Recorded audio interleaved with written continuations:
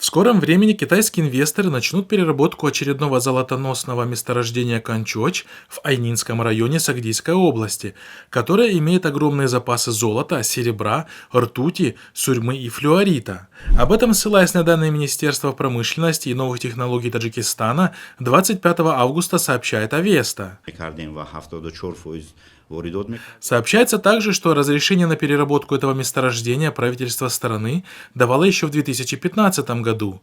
Тогда право на переработку получила ОАО «Талка», таджикская алюминиевая компания, которая находится в руках Шурина Эмомали Рахмона Хасана Асадулло Зада. Но весной 2017 года алюминиевый гигант заключил соглашение с китайской горно-промышленной компанией Хуаюй, согласно которому каждая из сторон получила 50% акций предприятия. По предварительным оценкам, месторождение Кончоч содержит 55 тонн золота, 44 тонны серебра, 184 тонны ртути, 300 тысяч тонн сурьмы и 205 тысяч тонн флюорита, а денежная выручка от продажи одного лишь золота может достичь более 3 миллиардов долларов, что равно внешнему долгу страны.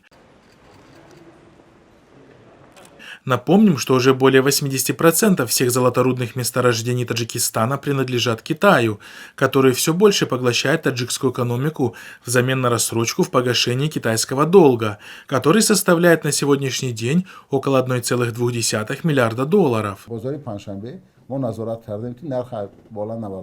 Экономисты отмечают, что несмотря на удручающее положение дел в экономике страны, таджикские чиновники все чаще рапортуют о все новых успехах в экономическом развитии страны.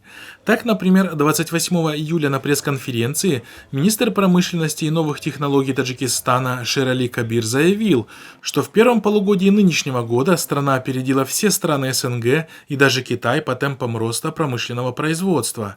Впервые рост составил 23,4%. Мы впервые выйдем на первое место в СНГ по темпам роста. Да, у нас небольшая экономика, но она стабильно растет. Мы должны знать это и гордиться успехами нашей страны, заявил тогда он.